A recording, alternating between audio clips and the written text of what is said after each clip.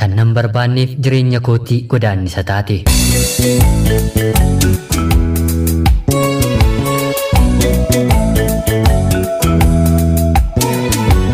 Maqaan koo XY kan hin jedhamu bara 2005 barattuu kutaa 5 ture. Yeroos barattoonni hedduun umuriin anaan ol ta'an yoo guddattu anatu si fuudha jechuun waraqaawwan adda addaa barreessanii daftara koo keessa naaf kaa'aa turani. Ani yeroos umuriin xiqqoo fi waa'ee jaalalaa waan tokkoyyuu waan hin beekneef nama tokkoofiyyuu harka kootiin deebisee barreesseen hin beeku. Baruma kana keessa otoon kutaa 5ffaa barachaa jiru guyyaa tokko daree keessatti dhiigni anarra dhangala'e. Anis kanaan duratti waan akkasii ofirratti argee waan hin beekneef naasuudhaan barsiisaan otoo barsiisaa jiru daree keessaa gadi bahuun gara manaatti hin gale. Kanumaanis waan hin ta'e kana mucaa ollaa koo uffata miicaa jirtu tokkotti yeroon itti himadhu marsaa laguu yookiin pireedii akka ta'ee fi kanaan booddee ji'a ji'aan akkanatti dhufu natti himte. Yeroo kanatti ji'a ji'aan yeroo hundaa dhufuunsaa yaaddoo waan natti naqeef fedhii guddaa kana duratti barumsaaf hin qabu na jalaa hir'achaa dhufe. Hiriyoota koo lamaan barumsa hin baranne hojii daldalaa irratti yeroos bobba'anii jiranitti deemeen waa'ee fedhiin hir'achuu barumsaa koo yeroon itti himu kanaan booddee barattee maal fiddaa kan barateyyuu kunoo baratee manatti deebi'aniiru naan jedhanii barumsa dhaabeen kanaan booddee hojii akka isaan waliin hin eegalu goyyoomsaan na gorsanii. Anis tole jedheen barumsa koo addaan kuteen guyyaa kanaatii kaaseen uffata babbareedaa fi dibata babbareedaa akkuma isaanii bitachuun eegale. Bakka hojii isaan waliin hin eegale kanattis namoonni hedduun gaaffii jaalalaa naaf dhiyeessuun anatu si fuudhaa anatu si fuudha jedhanii otuu ani gaaffii isaaniif hin deebisiin walitti bu'uu jalqabanii. Keessumaayyuu dargaggeessi tokko kan ani isaan beekne inni immoo na beeku otuu na hin gaafatinii fi anis tole isaaf hin jedhiin namoota hedduu gaaffii jaalalaa naaf dhiyeessuu dhufan isheen kan kootii nam tokko akkatti na jalaan buune jedhee yoo fedhan jaalalaan yoo didan immoo lolee deddeebisaati ture. Yeroo kanatti namoonni garaagaraa na argan akkamitti isa waliin hiriyaa taatee inni shamarran garaagaraa waliin waan bahuuf otoo sitti hafee wayyanaan jedhanii gorsa adda addaa naaf kennu turani. Anis yeroos mucaa kana waan hin beeknee fi hanga yoonaatti gaaffii jaalalaa naaf dhiyeessee akka hin beekne yeroon isaanitti himu hedduun isaanii nan amanani. Mucaan kunis guyyaa tokko hiriyoota koo lamaaniin yeroo isaan gara gabaa deeman magaala keessatti qabee hiriyaan keessan eessa deemteetti jedhee isaan gaafate. Isaanis har'aaf nu waliin hin dhufne manatti hafteetti yeroo jedhaniitti man mucayyoo kana yoo isin nama biraa waliin haasofsiistan lubbuu keessan hin balleessa jedhee hiriyoota koo akeekkachiise. Hiriyoonni koos gabaatii gara manaatti yeroo deebi'an mucaan akkasii waan akkana nun jedheeruuf hariiroon isa waliin qabdu maali jedhanii na gaafatanii. Anis mucaa kan akka hin beeknee fi akka inni anarratti ka'aa jiru namoonni hedduu na dhageessisaa akka jiran hiriyoota kootti hime. Kanumaanis guyyaa gara biraa anaa fi hiriyoota koo sadi taanee yeroo gara gabaa deemnu mucaan kun hiriyoota koo gidduutii na waame. Yeroo kanattis isa baqadheen maatii koottin siif hima jedheen yeroon irraa fagaadhu hiriyoota kootiin ammas yookiin nan isin ajjeesaa yookiin immoo intalti kun nama biraa tokko waliin illee akka isheen hin haasofne eegaa jedhee hiriyoota koo doorsise. Sababa kanaafis maatiidhaaf gabaatii meeshaa bituuf manaa kan baane sababa kanaatti sodaannee maatii keenyaan maraatuutu nu ari'ee jechuun dhiisnee gara manaatti deebine. Hiriyoonni koos na waliin baay'ee rakkatanii. Haaluma kanaan naannoo keenyatti mucaan kun dargaggoota bitee waan natti jiruuf baha koo fi galma koo hordofsiisuu jalqabe. Guyyaa tokkos qofaa kiyya akkan gara gabaa deemaa jiru waan itti himaniif innis karran ani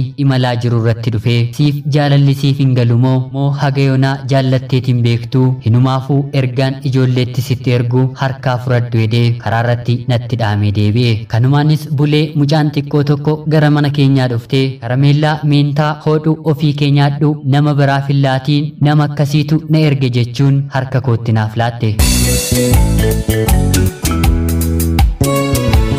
Anis waa tokko waan hin beekneef karameellaa sana ofuma koo nyaadhe.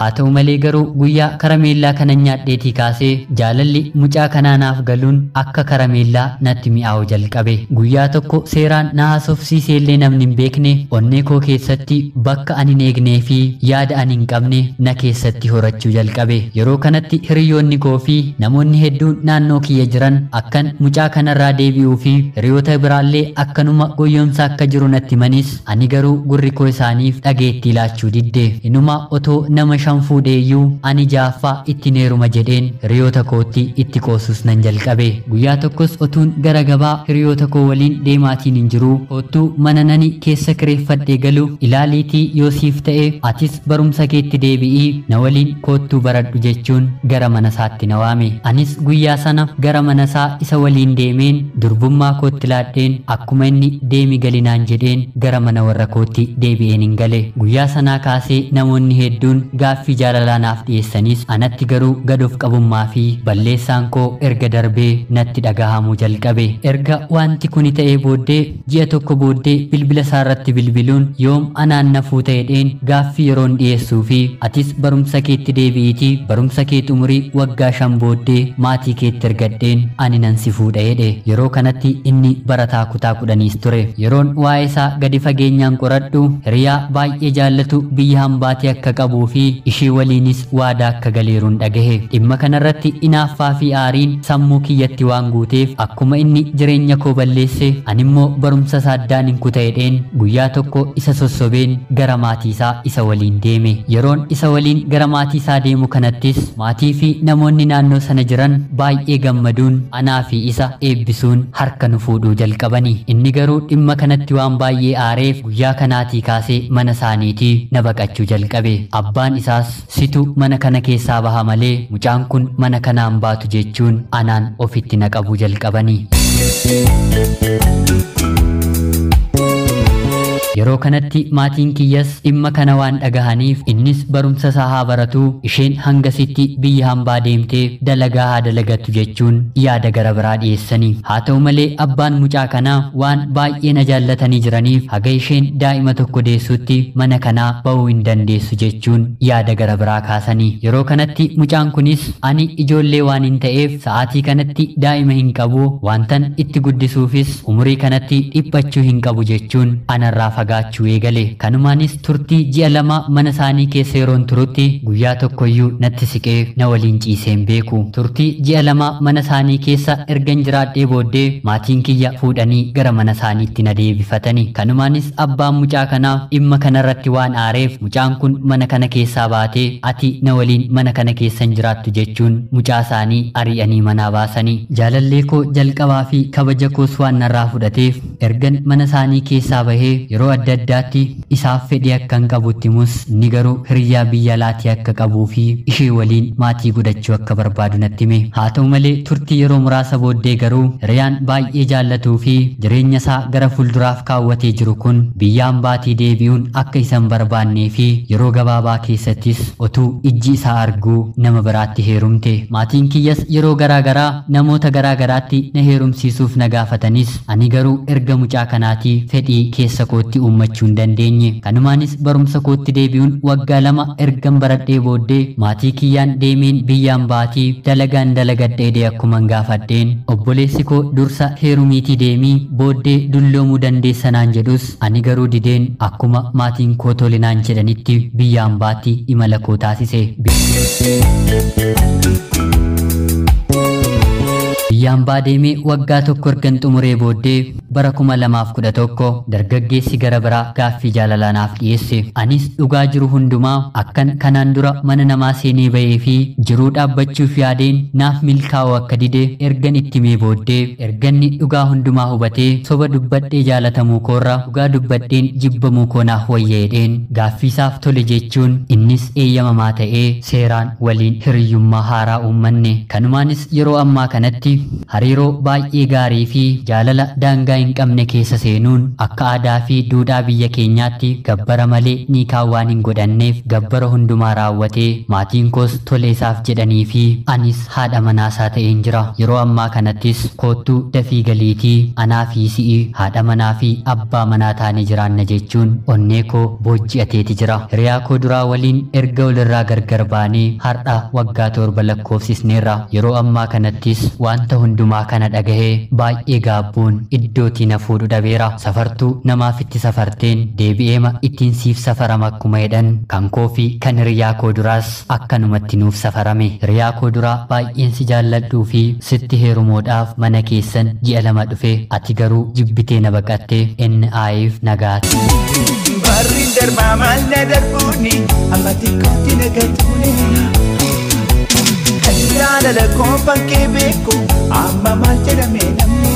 Ashama akkam jirtu kabajamtootaaf hordoftoota qophii Oromiyaa 24 nagayaaf jaalallii tokkummaan bakka jirtan hundumaatti hunduma keessaniif yaa ta'echaa guyyaa irraas xalayaa obboleettiin keenya maqaa ishee ibsachuun barbaanne nuuf ergitee isiniif dubbiseen hin ka'a akka isin irraa barattanii fi itti bohaartan homaa shakkii tokkollee hin qabu. Obboleettii keenya xalayaa kana nuuf erguu keef guddaa galatoomisiin jecha xalayaan kun baay'ee mi'ooftuu fi xumurri isaallee kan bareedu ta'uu isaarraan kan ka'e hedduun keenyi barnoota guddaa fi namni kamiyyuu addunyaa kamirrayyuu jiraate haalaa fi yeroo laalee kan nutti darbee booddee irratti garuu waaqni dhugaa keenya laalee gatii akka nun ganne xalayaa kanarraa hubannee irraa baranneeti jirra. Obboloonni koo kabajamtootaaf hordoftoonni qophii Oromiyaa 24 obboleettii keenyaaf waaqayyoo gara fuulduraatti jireenya ishee amma qabattee jirtu kana akka eebbisuu fi haga dhumaatti fiixaan akka baasuu fi akka kadhattanii fi yaadaa fi gorsa yoo qabaattaniifis obboleettii keenyaaf komentii jalatti akka gargaartan kabajaan isin gaafachaa. Anis obboleettii koo rabbi si haa gargaaru jireenya kee haga barbaaddeetti fiixaan siif haa baasuu waaqayyoo siif haa eebbisuun jedha.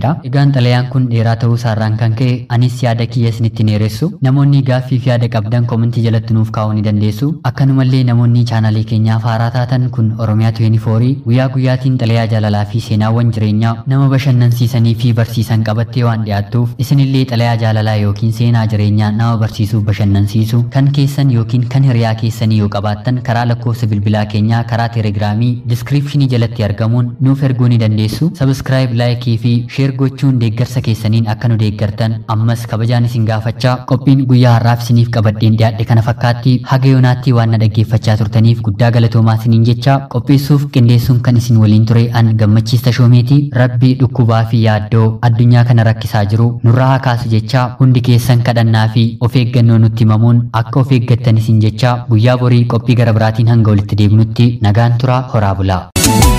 Barri darbaa maal na darbuuni amma xiqqootti na galtuuni. Kan jaalala koo bakkee beeku